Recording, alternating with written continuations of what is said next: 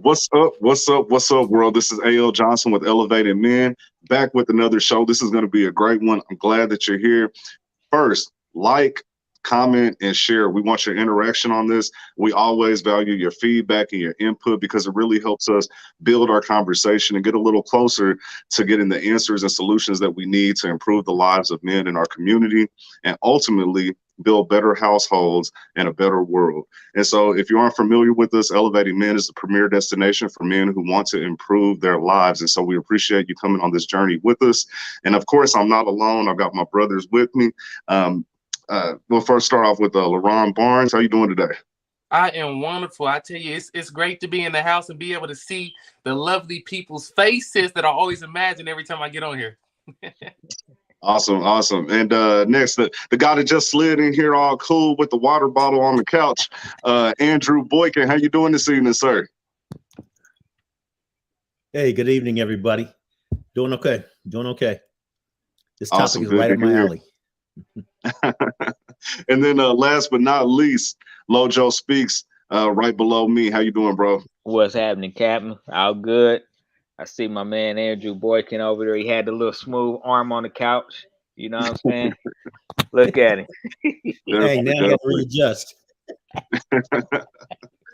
Well, we're gonna get into this really quickly, and so for those of you that have been following along, this is part 3 of our 4-part series, "The Modern Man's Mental Health Conundrum." And what's a conundrum? It's just a difficult problem that has a bunch of answers, a bunch of different solutions, and so we're just breaking it down one by one. We started off talking about public perception, how we're perceived by others, and how that affects our mindset, and ultimately how we view ourselves and how we project ourselves into the world. Last week was a banger. Oh my goodness. It was a great conversation. I had a lot of ladies chiming in, a lot of good feedback. And so for those of you that need to catch up and you're like, what are you talking about? You can go to our YouTube channel. Just Google Elevating Men. You can find our website, our YouTube channel. This also streams on our Facebook page, Elevating Men, as well as my page here. We're trying to be as many places as possible so we can get this conversation out to as many people as we can. And so before we start the conversation today, we're going to take a quick break, but we'll be right back.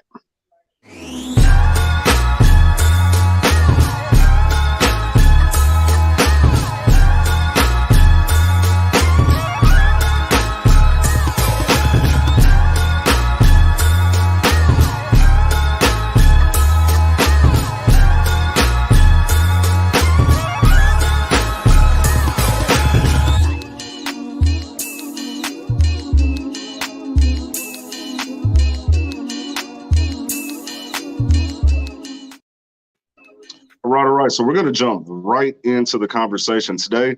The topic is the enemy within. And so as we know, there's a war in our communities. There's war in our household. Some people believe there's even a war against men, but we could talk about that another time.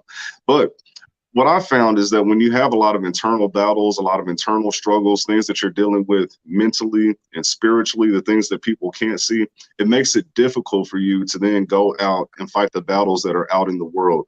And we know that there are so many reasons that we need the men in our communities to step up and be the warriors that we were called to be for our families and for our community. However, many of us have a fight on the inside that takes the majority of our attention. Someone once said that if you can defeat the enemy within, the enemy outside of you can do you no harm. Yeah. I 100% believe that's true. And so today we're going to talk about some of the things that men are struggling with that keep us battling inside instead of on the outside. And so LaRon the motivator, he's our resident motivational speaker and life coach. And so I want to start off asking you this question about that enemy, that internal enemy that people have. What is that like? What have you heard from people maybe that you've consulted with when it comes to figuring out ways to step outside of yourself and really project to the world the person that you want to be? Well, the first thing, I want to get into is that the enemy within, which is that's a good topic that we're on today. Very good topic of conversation. The first thing I want to say is the enemy within comes from a lot of time our past. It comes from a lot of the things that we've been through, and we never found out how to deal with those things. And so the enemy within is is the way that we feel about ourselves. That's a non-productive way, a way that is self-sabotaging, self-sabotaging. And a lot of us has been through our own self-sabotaging things. But the way that, you know, we the way that we get over these things as far as the enemy is that we really have to watch what we are saying to ourselves. A lot of us say a lot of negative things to ourselves that are not really helping us, but they're more so hurting us. You know, and that's one of the greatest things I found out is that we're unaware, or we're not paying attention to what we're telling ourselves. We're telling ourselves a lot of times the things that other people told us from the past, some things that may seem true, or they've been true for someone else, so they projected those thoughts on us. And those things that we believe that are not productive or not helpful in our lives, those are the things that hinder us from really moving forward or feeling negative about ourselves. And so the way that we get over these things is we just got to have a new dialect. We got to tell ourselves who we actually are, who we want to see ourselves as. And a lot of times, once again, is that we don't talk about who we see ourselves as. We conversate with ourselves as the person that someone else put on us. So we really got to step outside of understand that we are not the labels of others. Like I said before, Les Brown said that labels were not meant to be put on people, but they were meant to be put on jars. And so we have to say, you know what? I refuse to accept those things that are not productive to me. It's a conscious choice that we have to make. That's what happened to me. I made a conscious choice. I said, you know, I'm not going to accept the labels of other people. I don't want to accept those labels because those labels were not beneficial to me. Some people say you just like your father. I've heard of that. People say that about people. You're just like your father, and they're indicating that their father wasn't really the best father. And so people began to act in the way of, quote unquote, their father, or the person that, you know, wasn't really a good influence or a good person to compare themselves with. So what I found, ladies and gentlemen, is that we have to see ourselves as the person we want to be, not the person that other people put on us. I agree 100%. There is a lot of negative self-talk that we internalize, and then we just make it a part of our story. It's a part of our narrative. Even when you touched on the fact of someone saying you're just like your father, a lot of men, a lot of women too, you grow up without your father. The mother may have a negative perception based off of whatever happened, and it's just something she said, oh, you remind me of your father, and you internalize that, and you say, okay, well, if I'm this negative person, maybe I'll act in these certain ways. Andrew, you and I have a conversation pretty frequently. I feel like, for all of you that don't know, Andrew Boykin, he's like my therapist. I don't pay him or anything like that, but we have a lot of you know, deep conversations. But one thing that he always tells me, he's like, Andrew, get out of your head, and the best way that I found to do that is to pour into someone else. And so we touched on this in a previous episode about how a lot of times we're so focused on ourselves and we're just down in the dumps, and we bury ourselves in our own thoughts, when a lot of times the best thing that you can do is work outside of yourself, you know, be helpful to someone else, reach back to maybe another young man who you know is struggling with something and help him through, and in turn it helps you as well. Andrew, what are some of the solutions that you found helpful when it comes to just getting out of your own way and getting out of your head? So some of the helpful solutions that I've discovered: taking a hammer and smashing my fingers so I can forget about what I'm thinking about. Backing my car up over my foot. I'll do something to just create some kind of diversion from what I'm thinking about. And of course I'm kidding, but really I'm not. And when I say that, meaning the pain that's inside of us sometimes is a reflection of our now. And our now is probably a reflection of our lack of preparation yesterday. And that goes back to what you created, was that 0 to 20. I did not learn. That 20 to 40, I did not start and began building. That 40 to 60, oh damn, I'm already past middle age. What am I going to do? So I began to panic, and I'm always in my now. So what I've learned how to do is, because I don't have the immediate answers to my now, and as LaRon had talked about, my yesterday, meaning I don't have those answers. So what can I do to maintain my sanity? And what I can do is to become, and that become could be, I could become a friend. I can become a friend to myself. I can become a friend to others. I could actually find esteem by becoming esteem. And what I'm talking about is that hierarchy. When LaRon talked about yesterday, I did not build my physiological needs. I don't have a home or a foundation to stand upon. I'm not safe. That's the second level, because I don't have this foundation to stand upon.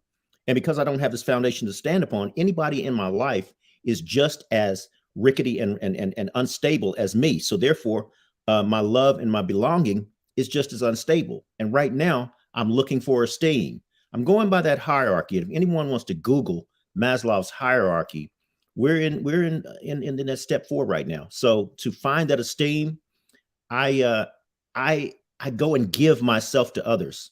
And when others actually feed from me or whatever it is I have to share, they assign the value of what I've shared. And it reminds me that I do have value, that I am valuable, that I'm not this person that's continuously beating on myself. I love that. I love that. And so, Lauren, Lojo, when it comes to self-worth and stepping outside of yourself and finding that true value that makes you a man, and not a man to the outside world, but a man that you yourself can be proud of, what are some tips and strategies? What are some things that you've done in your own life? Stop making excuses. Mm. I really stopped making excuses. I stopped blaming the past for why I am unable to move forward with whatever I want to do, whatever my goals, dreams, and desires are. One of the toughest things to do is to just move on, right? Because we live in a world where we assume that the world expects us to be perfect. And so when we make mistakes, we beat ourselves up for that mistake. And we never really get out of our own heads. We never really get out of our own spaces in order to just acknowledge that we're human.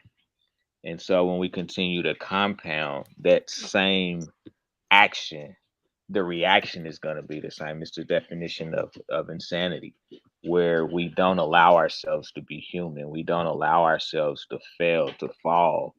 And so every time we do, then we just fall back into that same hole that we dug, and you continue to dig that hole deeper and deeper until you get to a point where you don't feel like you can even climb out of that hole, and there is no return for you. There is no way to just get back to ground zero and be level.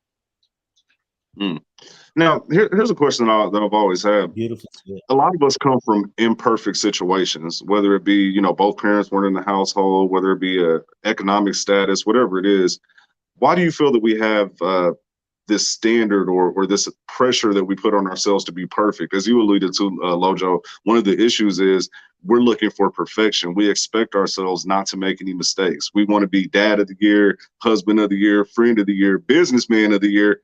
We want to be the best at everything. But when we don't come from that type of situation, where does it come from that we put this huge burden on ourselves of perfection? LaRon, you had something on that? I'm glad you asked the question, Andrew. I am glad you asked the question. I literally was talking about this today. And that is the issue right there, is that many people are shooting for perfectionism.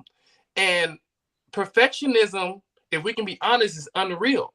That's the reason why many people false expectations, or they begin. You're muted, LaRon. Can you hear me? Yes, we can hear you. Okay.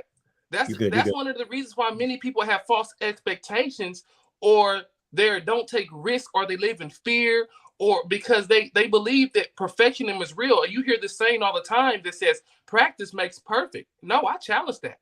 Practice doesn't make perfect. Practice makes better. You will never reach the level of perfectionism, because perfectionism saying that is that there's no mistakes to be made, that everything will be right. And when we shoot for perfectionism, when we don't hit the mark the way that we believe it's supposed to be hit, now begin to feel doubtful, feel shameful, begin to self-sabotage, feel that we're unworthy, that we're not good enough. But that's the false reality of it. It's not about being perfect. It's about getting better as a person, better as a businessman, better as a husband, better as a father. No one will ever reach the mark. The only person who reached that mark was Jesus. Can we keep it real? And so we have to look at ourselves and look at our lives and say, you know what? The only thing that I can do is get better. And if you focus on that and not trying to be perfect, you'll become the best person that you can possibly be. But get rid of that false notion that I have to be perfect and shooting for perfectionism. I was one of them, so I understand it. Now, let's get real. Let's get real. Oh my goodness! Next week, it's my birthday, and I'm scared. I'm shaking, right? Because I'll be 39, so I'm like a year off of 40. And isn't that like the over the hill party or something like that? Like, you know what I mean? You're a midlife halfway point. I feel like I have more life behind me than in front of me. And so when we talk about this improvement that we want to go through so that we can be better men, there's a one thing that we're missing so far, and that's the clock that is always ticking, right? And so when we say that we aren't the father that we want to be, in all reality, we only have so much time to become that father. Now, our children will always need us, but they need us in certain ways at different points in their lives. And so I'll go to you on this, Andrew. When it comes to that clock that's always pressing us, right? And we say, okay, I want to be better. I want to be a better man. But then we look at the clock and we say, I'm running out of time. How does that adjust your thinking? What does that do to you as a man? It messes you up. That's what it does. And when I say that, I just had this conversation with my cousin. My cousins are up there in age. They're in their late 70s. And the husband, he's been a pastor for 50 years. And he has laid a foundation that is remarkable. But there are certain things that he cannot give up because the more that he loses with time, such as his physical agility, his physical ability, his mental ability, the more he loses with time, the less he has. And the less he has, the less he feels valued, valuable, worthy. And when we had that conversation, I saw myself. The less time I have, the less I have to do, the more that I lose, the more I lose of my self-actualization, my self-esteem. And again, I'm going to that hierarchy. These are the things that I have learned how to become me. And without those things to assign to me as being worthy, or have given me these accolades and praises in my 40s, in my 30s, in those earlier years, the less I feel valued, and more so valuable. So time is a beast, because it takes away sight, it takes away hearing, it takes away your physical agility. You begin to deteriorate. We're all dying, and we don't really want to. We just want to see Jesus, but we don't want to cross that threshold because we're not ready.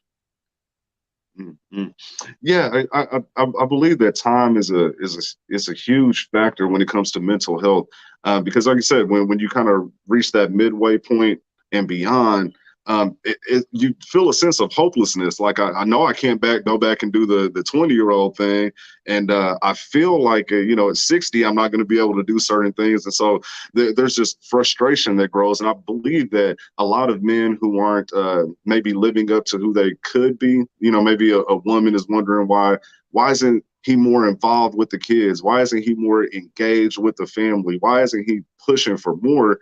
He's in his head, and the clock is on him. The clock is on him. And so it's a really different position to be in. Lauren, what are your thoughts on that? We're about the same age, same position, raising children and all of that. How do you think time overall affects mental health and keeping men in their head versus working on the outside? Well, time is a double-edged sword, right? You have it, but you don't have it, right? We always are telling our children, right? No need to be in a rush. Let life come to you. But then we're rushing through life, and at a pace that we can't even keep up with, and so, you know, we're talking out of one side of our mouth and then uh, you know, living out of another, and so it's a scary thing, like you said, we both the same age, born in the same month, and every day I'm like, where's the time gone? I look at my kids and I was like, you was just 5 and now you 15. Like, what happened? And I think that, we just have to capitalize on every single opportunity that we have, and that's where making the moments count really comes into play, is when we are, living our everyday life, is make the moments count, because we live in this thought process that, if we're not on top of our game 24/7, that we're not doing what we're supposed to be doing. And the truth of the matter is, you can't be on your game 24/7.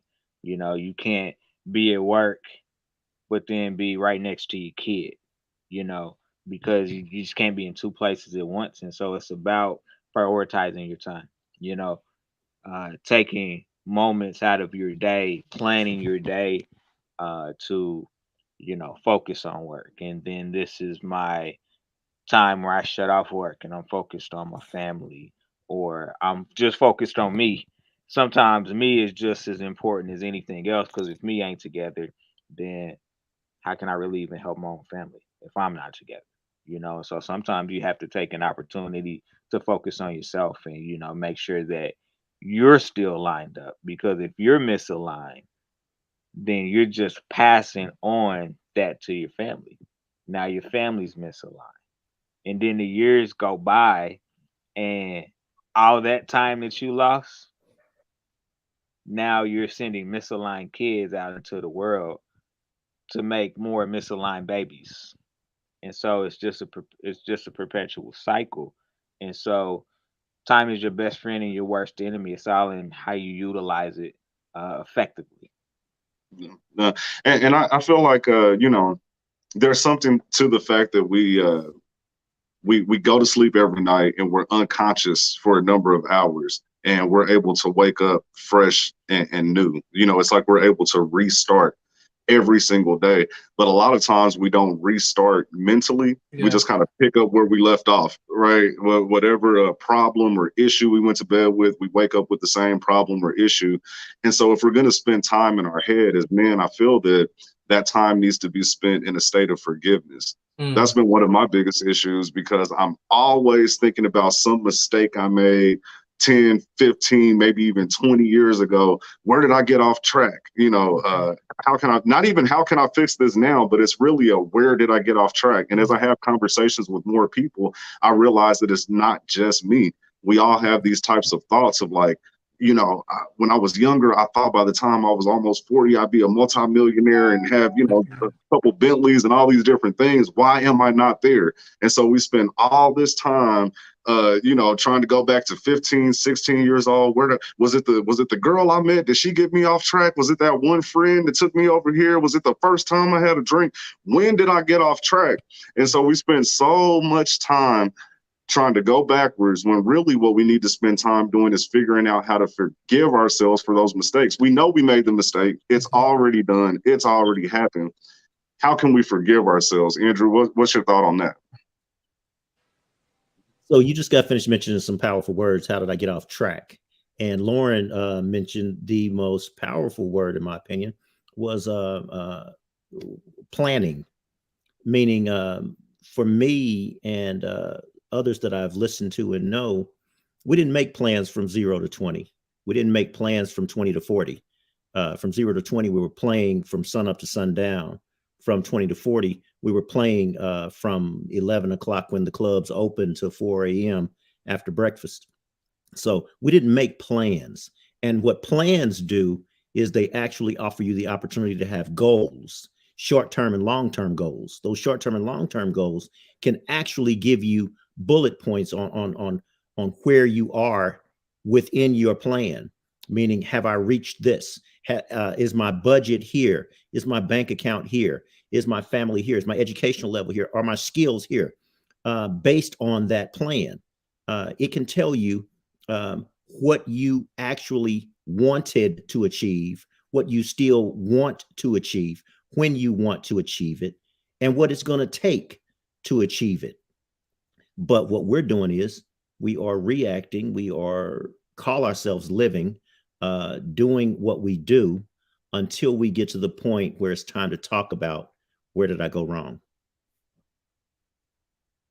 And I believe that we don't come to the realization about having a plan until it's too late. And so I believe all of us that are raising children currently, some of us may be doing a disservice because society would tell us, you know, hey, you're young, have fun, do what you're doing. You got plenty of time for that later. And during the time that I was hearing that and internalizing that type of conversation, I was messing my life up, right? So when I sit back and think of when did I get off track, I got off track when I was living by my desires, when I was living, you know, just based off of a whim, off of hunches, off of whatever I felt at the time, but without any real plan. And so that's why we really encourage with Elevating Men. There's a system that we teach us, the 4 quarters of life. And that's what Andrew's been alluding to, is what should we be doing at different points in our lives? And so we break it up just like a basketball game, 4 quarters, 0 to 20, 20 to 40, 40 to 60, 60 to 80. And during each time period, there are specific things that need to be focused on so that you don't reach midlife and say, what have I done? Nothing. How do I get where I want to go? I have no idea, right? And so one thing that I encourage is that if you have any children, male or female, this just applies to anyone. But if you have children, start conditioning them now to start living by plans, right? They get up at the same time every day. They go to school, they come home, they do their homework, whatever chores they need to do. Make sure that they have some sort of routine. But beyond that, start talking to them now about who do you want to be? Okay, so let's go ahead and reverse engineer that. How do you become that person? Because we incrementally need to be taking steps every day so that you can get there. Otherwise, who you could be is going to be nothing more than a dream in your head when you're older that's going to frustrate you every single day. What are your thoughts on that, Lojo? You know, I love what you just said because you know, I coach youth sports and I coach my youngest son is 7. And I'm telling him and his other teammates, I'm like, greatness starts now. It doesn't start in a couple years. It doesn't start when you get to high school. Greatness starts now. Start taking those steps, you know, to be great now. You know, maybe what you're great at will change, but if you have the mentality that greatness starts now at a young age, it will catapult you as you get older and you begin to understand really the importance of structure and what that does in your daily walk, you know. And you know, like you said, reverse engineer it. If you 30 years old and you like, uh-oh, you know, I've fallen off somewhere. No time like the present to try to start over, you know, and try to fix that. Because you can talk all you want, but understand that the next generation is just looking at how you act, right? How you carry yourself. They hear you talking, but they looking for the action. And so if your actions don't match your words, then it really means nothing. They're gonna be like, oh yeah, man, that's the old dude from down the street. You know what I'm saying? Because quickly you become OG, right? And if you ain't OG, then they ain't hearing you anyway. That you just another guy. You know, we talk about that shoulda, coulda, woulda. You know, get out of that mindset. Forgive yourself. Okay. Maybe you should have did that. Maybe you could have did that, and you would have been there. Yeah. Okay. And that's why I think, Yeah, because you're not there, right? yeah, Accept that you're not there, and then put the plan into action to get you there. And maybe you don't yeah, get as far because time catches up, but you still accomplish something. Because if you're trying to catch up from 30 years of stuff, good luck. you got to start where you at. Yeah, just start where you at, move forward because you have the wisdom, hopefully, to in some ways accelerate the process enough to maybe you don't catch up, but maybe you get a little bit further than time tells you will end up. That's hope right there. That's hope right there. And this is something that came to mind when you were speaking, is that our young men want a plan. Like they want a plan. They want a plan to follow, right?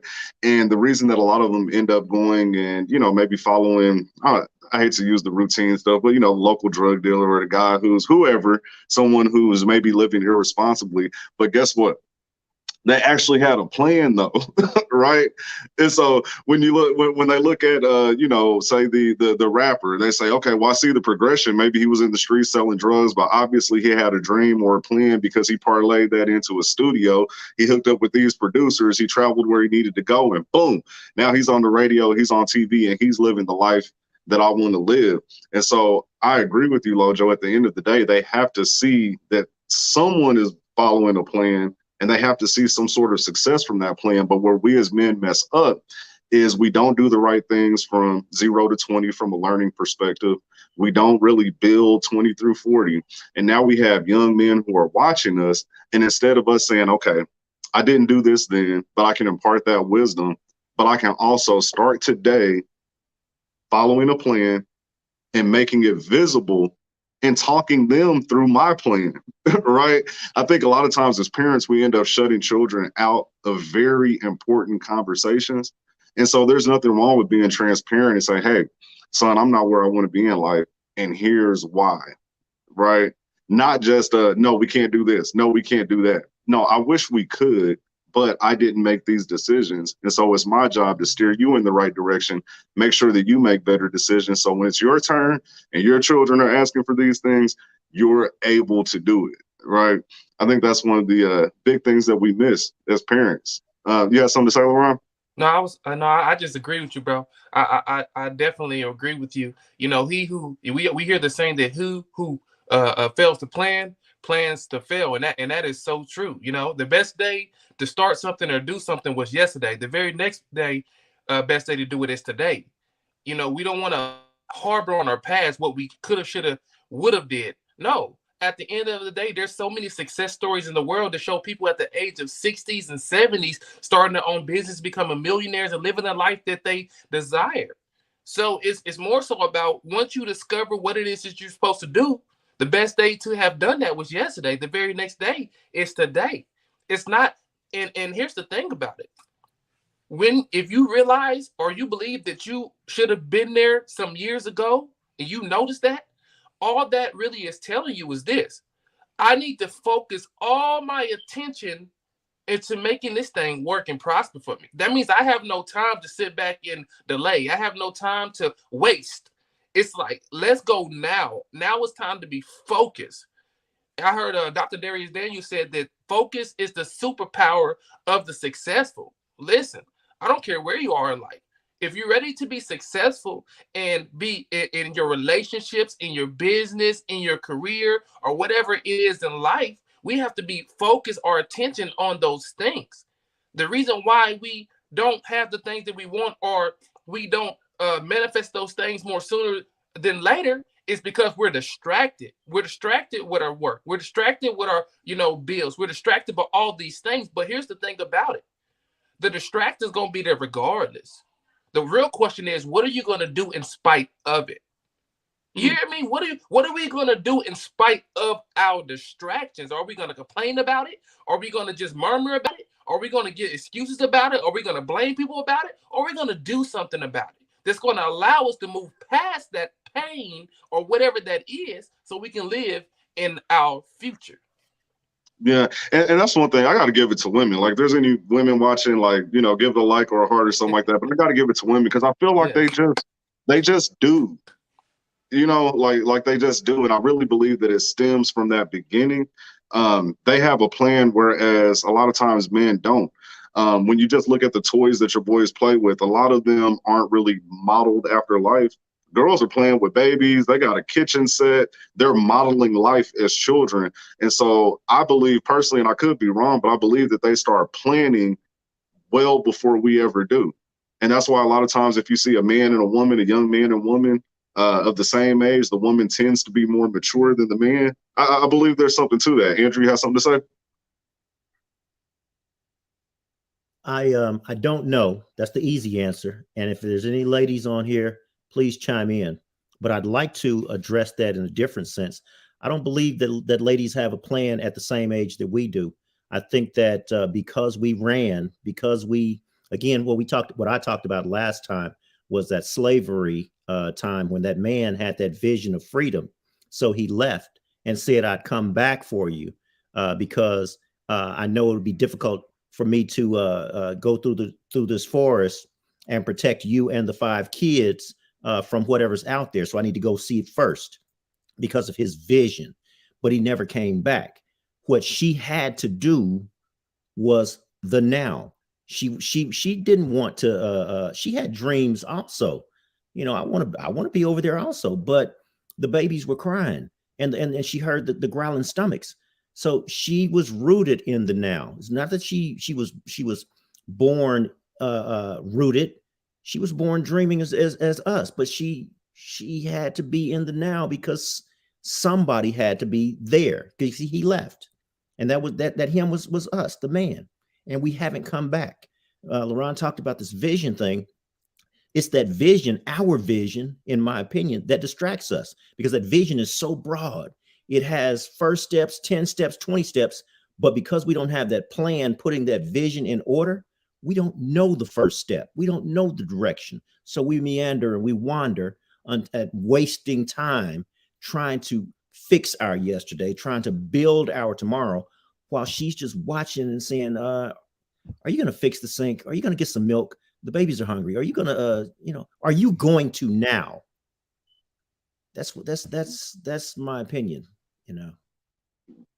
What are your thoughts on that, Lojo? Just the difference in male, female maturity and just how it comes to planning our lives and our futures. Do you think that women maybe do a better job at that? Is there something that we can pick up from them, or do you just see it as all the same?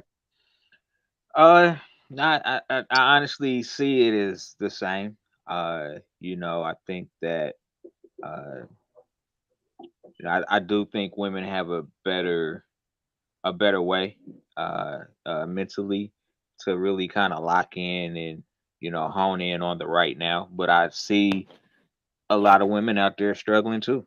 Trying to find their way, trying to find their path. Making decisions that create similar setbacks to what we have as men. I think that maturity is such a challenging word, right? Because you know, we're all subject to the environment in which we came up in. A lot of times that can determine our outcome if we're not strong enough to fight through some of those external and internal demons that have not only held us in place, but have held our families in place for generations preceding us. Because we are students of learned behaviors, whether we're male or female. Uh, and so I don't see it as women, necessarily being more uh, prepared, just maybe more in tune with right now because uh, tomorrow doesn't matter to them if right now isn't right, which is why, male and female, especially couples, tend to battle because the woman is focused on, hey, I know that there's something down the road, for us, but what about right now? The lights ain't on right now, and so let's take care of what's in front of us. It's more of a concrete thought, right? Take care of what's in front of me first, and then I can extend myself to other things. It's like saying, you know, what's the point of you helping somebody else's family if your own family's in turmoil? Take care of home first. You know, what's the point of bringing another kid into this world if you haven't created the world that that kid is going to live in, right? It's the concrete thought that you got to put the cart before the horse, not the horse before the cart. I agree. I feel like my take on it is that women are more in touch with their feelings and emotions, and they're more honest with them. And so when you're honest with yourself when it comes to your emotions, you feel the pain more deeply.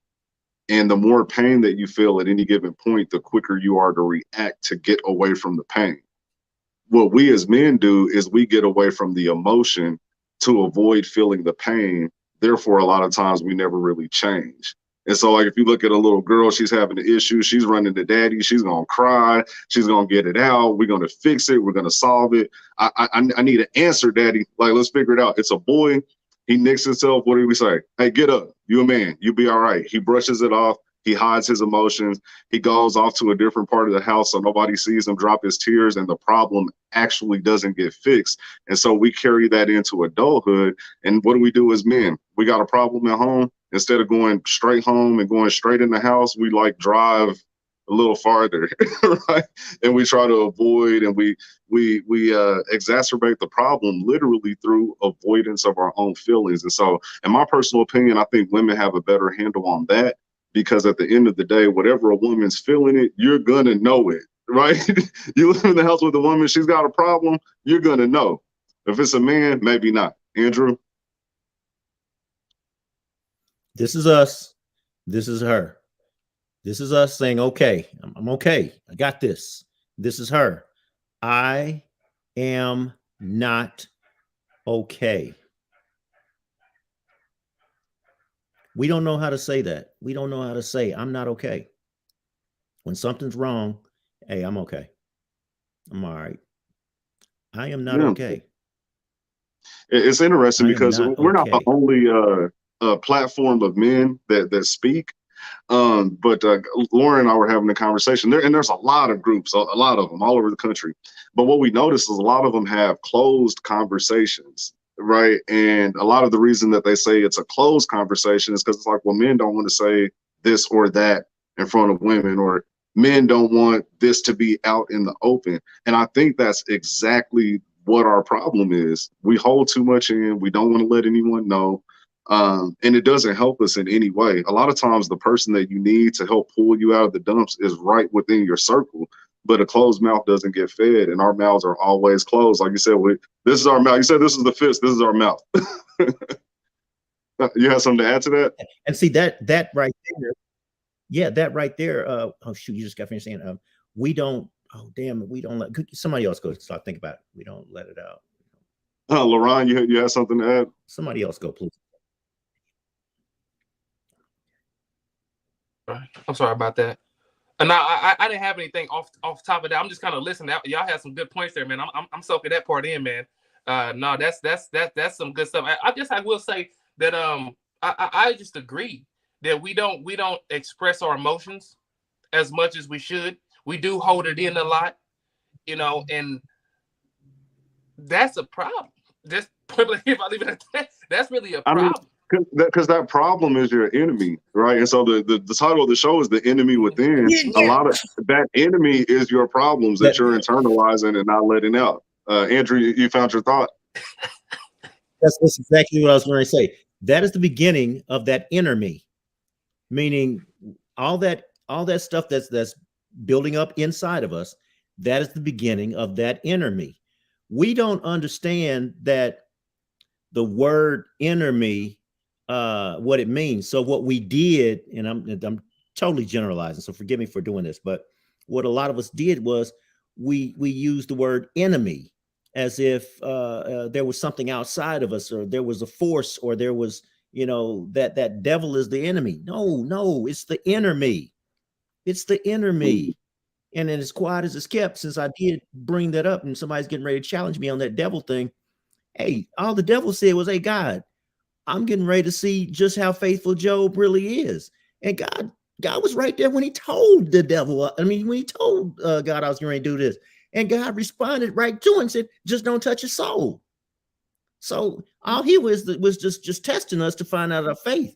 But it was that inner me that went to hide, that went to run, that didn't make a plan, that is now in my now with all my buildup of yesterday of what I did not do faithfully for my today. Now, your book did a really good job of this, Andrew. So I want to stick with you for just a second. But what are some ways that men can begin to release that inner me? You know, you've been holding it in for so long. You've gone round and around in your mind about all these mistakes that you've made and how you wish things were different. But you never spoke with anybody at the opportune time. What can a man do 20 years later to start to unwind some of those issues? I'm not okay. That's the first step. Admittance is the first. I'm not okay.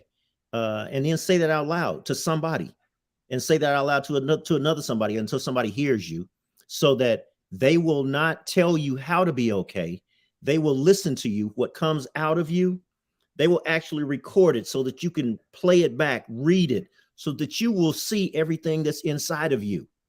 You will have that opportunity to either say, I want to put that back into me and still be this, or I want to leave that out of me and do something different, become something different. But if you see yourself, not how others see you, but what comes out of you, this is you, you'll have the opportunity to accept this, change this, or. And I truly believe that being able to be transparent and open, which is what a lot of men hide from and run away from and shy away from, is really what makes us strong. We look at everything as a form of weakness. Like we have this like weakness filter as men, and every thought and every action we have, we run it through this filter to make sure that we're not going to come out weak on the other side. You know what I mean?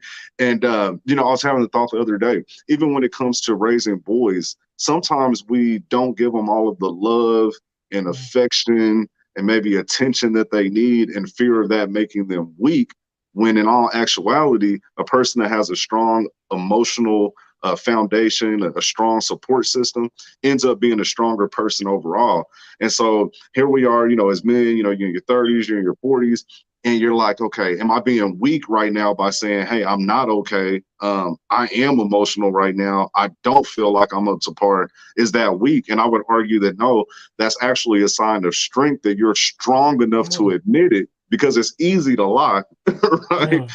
That's easy. You know, hey, yeah, I'm fine. You've been doing that your whole life. You learned that at 4, 5, 6 years old, you know, and so it's easy to lie. That is the weakness, right? And so I would encourage any man who's listening to this, or any woman even who is having trouble facing themselves in the mirror, facing where they are right now and understanding that I don't like this situation, have the strength, have the courage to admit it. Don't be weak and lie to yourself and lie to the people around you when they say, hey, how you doing? Man, I actually ain't doing too good today. That is strength. That is strength. You know, I want to say, Les Brown said that he said, ask for help, not because you're weak, but ask for help because you want to remain strong. And I thought that was so powerful that we're talking about this, because help is a sign of strength. Help, asking for help is a sign of strength. It's a sign of, like you said, Andrew, of wanting to remain strong. What happens is, when we are not willing to ask for help, we run the risk, and a lot of us go back into the same cycle, because what you don't admit or confess, what happens is you accept.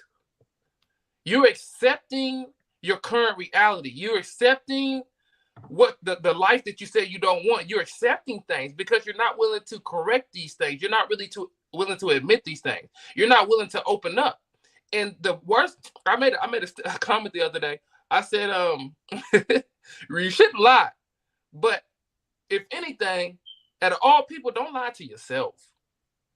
Don't lie to yourself, because you're not going to be able to get out of the position that you're in when you lie to yourself. You're not going to be able to move forward. you're not going to be able to grow. And we have to know that we are lying to ourselves, because some of us been lying to ourselves for so long, we don't even know we're lying. Well, come on now. We got caught up in lying to ourselves. We don't even know we're lying. And that's why I thought that was good what Drew said about how we have to tell somebody else. What that does is that puts you in a position of accountability. That puts you in a position of transparency. See, and what is that word I'm looking for? The transparency and vulnerability. It's a word I'm looking for, but it's transparency and opening yourself. Vulnerability. That's what it is. Being vulnerable.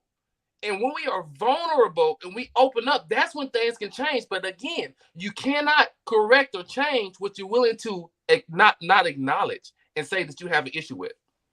Man, and that's so true.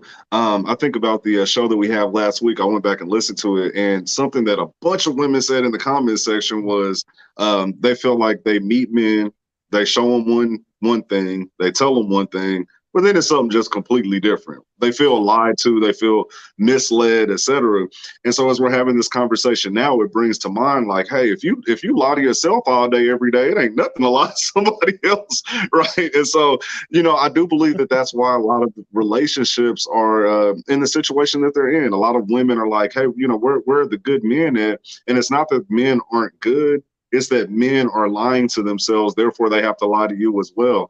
And so to find a man who will not feel the need to lie to you, you have to find one who's confident in who he is, good or bad, whether he's up or down.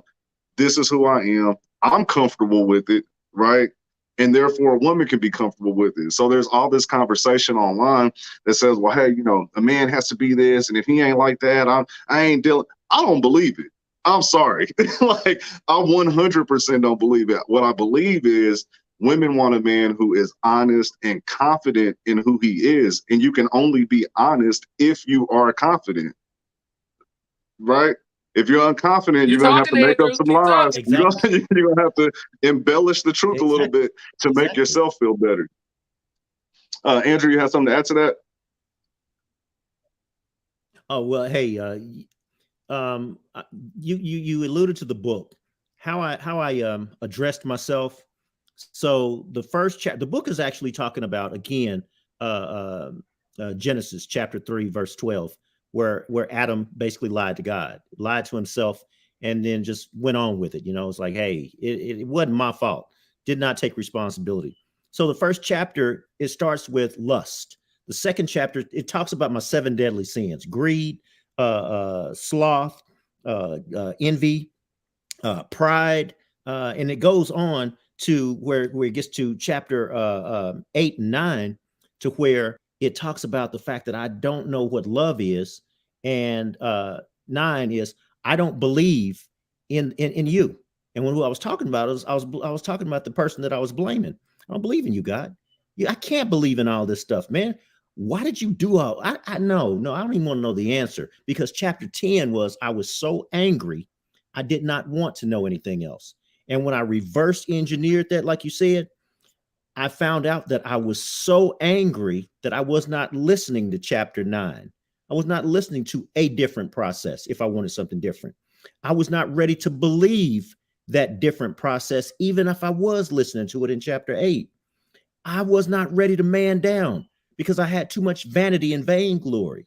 I had all these things. So when I got down to chapter 2, I found out, or chapter 3, I found out that I'm just lazy now. I'm filled with all this sloth. I don't want to change.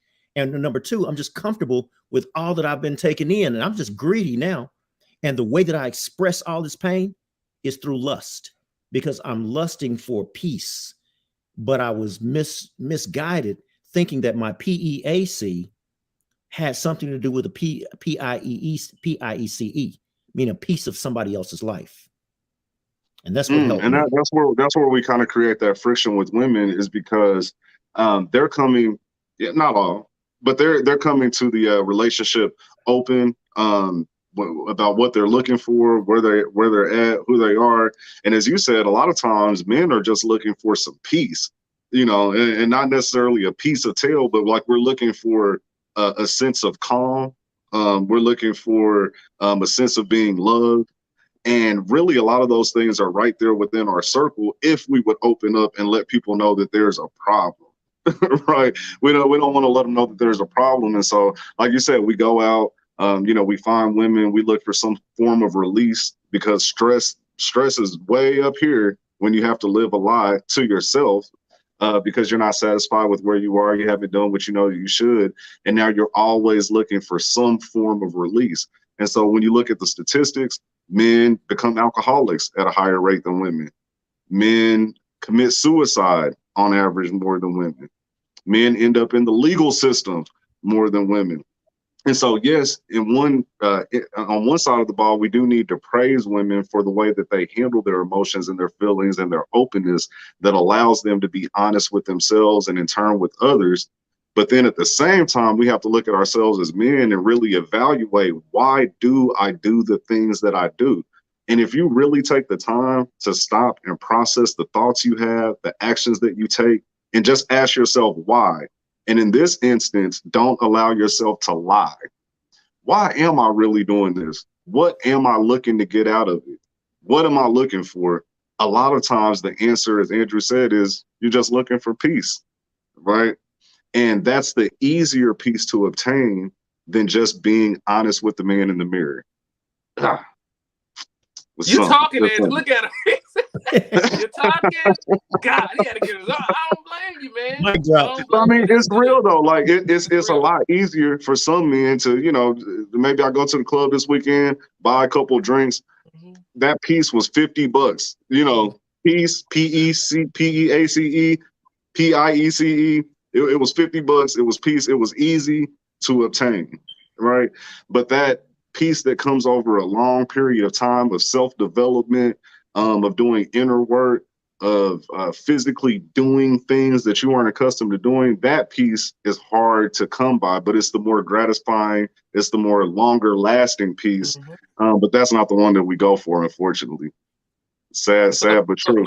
We go for the quick fix, the one that's in the now, the one that feels good to our soul or our flesh now, versus working once again on the inner self, the inner peace, the inner being. Because like you said, that's going to be the lasting peace. That's going to be the peace that gets you ultimately what you want in life, not so much as getting it from a bottle, getting it from sex, getting it from overworking. You know what I mean? This a lot of you know what's crazy too? the ways that we find peace easily put us to sleep. How ironic is that? Like I'm just saying. You look for peace through sex. It's a running joke. Everybody knows that we grown here. So you boom, you knocked out or whatever. Right? Alcohol. What happens at the end of that? You're knocked out, right? You go out and you party and you kick and you hang. You're literally trying to black out and ignore all of your problems. Wow. It's one of the biggest problems we have as men. We don't face our issues. We try to find some alternative to completely ignore the issue and fall asleep on it. Powerful. Lauren, I haven't heard from you in a while. I know you've been absorbing everything. What's that? Oh, go ahead, Andrew. I'm sorry. No, I was just saying, and then we wake up the next day in our reality, angrier. Exactly. You mad about what you did last night. Lauren. Yeah. I was gonna just jumping in a little bit. Lots of great feedback. I definitely I want to preface back to something that Andrew Boykin said when he talked about the man always being in the nomad phase, right? He's just kind of floating around, trying to find his way. And you think about this for a hot second. How many times have you heard the statement, "Girl, let me tell you"? How many times have you heard that statement? Right? 1,000,000 times. But how many times do you hear a dude say, "Bruh"? You don't hear it as much. And a lot of that is just based off the fact that we live under this assumption that the minute that I open my mouth, that guy is going to leave. Right? And so there's no point in me even opening my mouth. And so that's where we start holding stuff in because we've been programmed to assume and to think through the actions of other men that they don't have time to listen to me complain about, or not complain, but express things that I'm going through. Because the minute that someone else says to a guy, bro, it's all right, man, holla at me, we gonna unload. We That's gonna real. unload.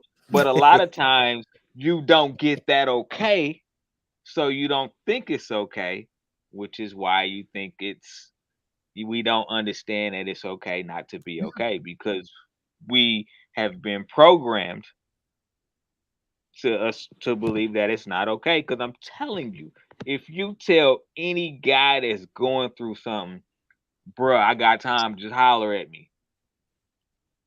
Get ready, because it's coming.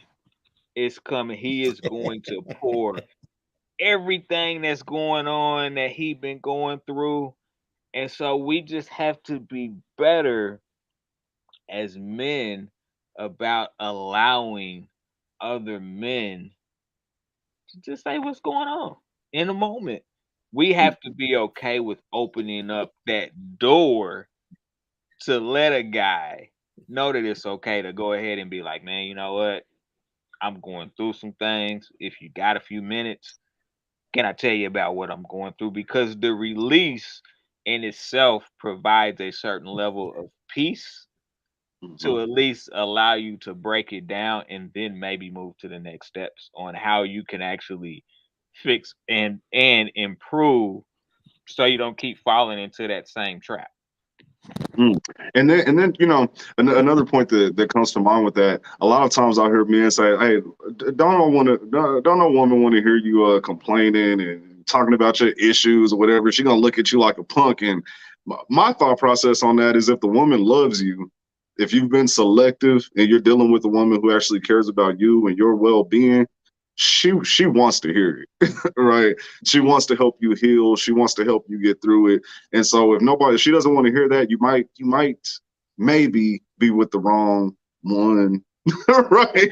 Hey, You know what I'm coming from? and I'll be honest with you, women Mhm. are so used to men being closed off Mhm.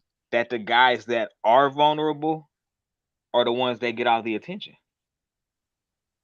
Even sometimes when it's a lie, when a guy is like, if I'm a little bit vulnerable, you know what I'm saying, she's actually going to listen to me, even if it's a lie, right? Women give attention to that, because women are fixers by nature too. Mm-hmm. Women are fixers by nature too.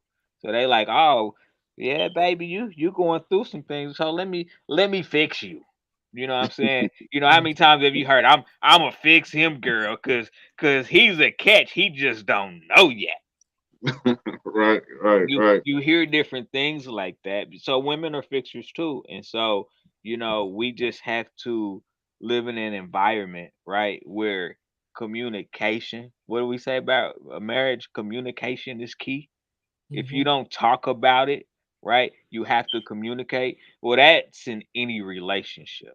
You don't have to be married. In any relationship, communication is the key to that relationship going to the next level. And so that's communicating the good, the bad, and the ugly, so that you're not throwing nobody off guard when your ugly comes all the way out and they're like, where the hell is this coming from? Because you already kind of walked me into your ugly a little bit. So I kind of had glimpses of understanding. So now when you start venting, I'm like, oh yeah, I kind of had a sense you was going through it, you know what I'm saying? So I'm glad that you're able to get it out. Andrew, you have something to add? Yeah, so Lauren was just talking about communication is the key, and I'm thinking that a lot of us don't know how to turn that key, how to operate that key. Trisha Tucker, or yes, if I pronounce that right, Treese Tucker. Yeah, she thinks men need to vent more, and Lauren was talking about, once you let that man open the gates, do you got a few minutes? Just understand that your phone gonna ring that day, later on that night, the first thing the next morning, later on that day, and for the next 3 or 4 weeks, because he got a lot of stuff coming out. And she also said that women like to fix things too. And what that means to me is like guys, when they're listening to their woman after she's coming with tears, hey, what's wrong? How do I fix this? Is where they're trying to get to. Hurry up, hurry up. What do you need? Where's the fix? And Treese talking about, well, the women, they want to fix stuff also. So it's like, okay, I understand you go through stuff. Now how can we get this going again? But the one thing that I actually learned how to do was understand how to say, I too understand. What was it? I too understand dry mouthedness, or something like that. I forget how it was placed, but Gloria didn't ask oh boy to fix her problem. She just asked him to listen so that she can just vent and get it out. And sometimes men just need to get it out, not have it fixed also, but get it out. Because if you're looking for the fix, there's a million problems to be fixed, and the fix is not going to come through that conversation. They just need to get it out. So that communication piece, there has to be a strong listener.